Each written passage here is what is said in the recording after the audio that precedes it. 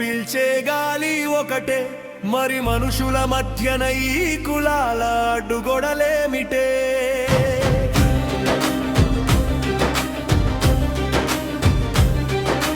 అంటరాని వాడంటూ మనిషిని ఊరి బయట ఉంచే ఈ పాడు సంఘానికి పట్టిన రోగమేమిటే?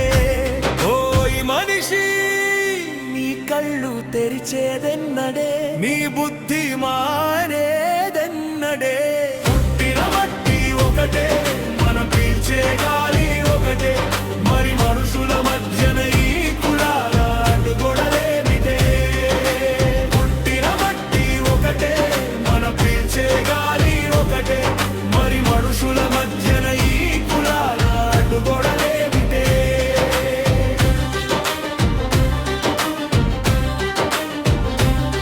చెమటోచి నీకు మేడలు కడితే ఆ గడప తొక్కనివ్వవు, రక్తాన్ని చిందించి భువ పండిస్తే నీ విస్తరాకున చోటివ్వవు.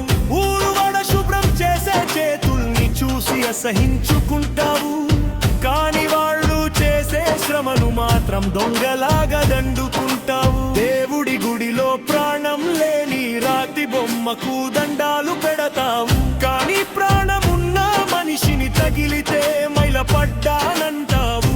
ఇదెక్కడి న్యాయం, ఇదెక్కడి ధర్మం? మనిషిని మనిషిగా చూడని నీ బతుకే ఓ పెద్ద ధర్మం. పుట్టిన మట్టి ఒకటే, మనం పీల్చే గాలి ఒకటే, మరి మనుషుల మధ్యన ఈ కులాల అడ్డుగొడలేమిటే? పుట్టిన మట్టి ఒకటే, మనం పీల్చే గాలి ఒకటే, మరి మనుషుల మధ్యన ఈ కులాల అడ్డుగొడలేమిటే?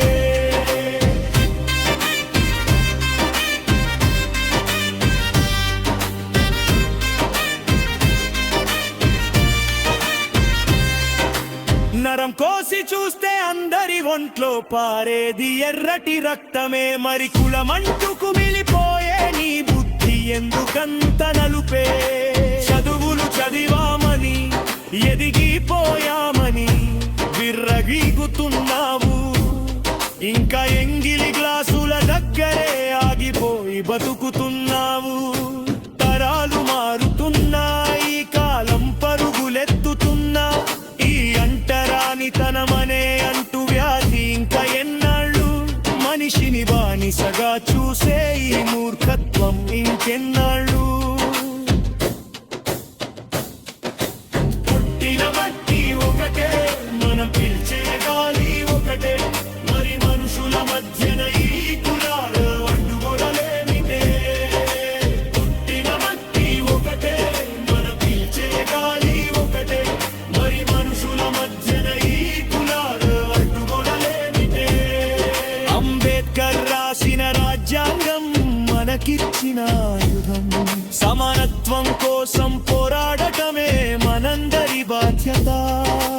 మనుషులంతా ఒకటేనని పిడికిలెత్తి చాటుదాం, కులజాడ్యపు కోరల్ని సమూలంగా పీకేద్దాం.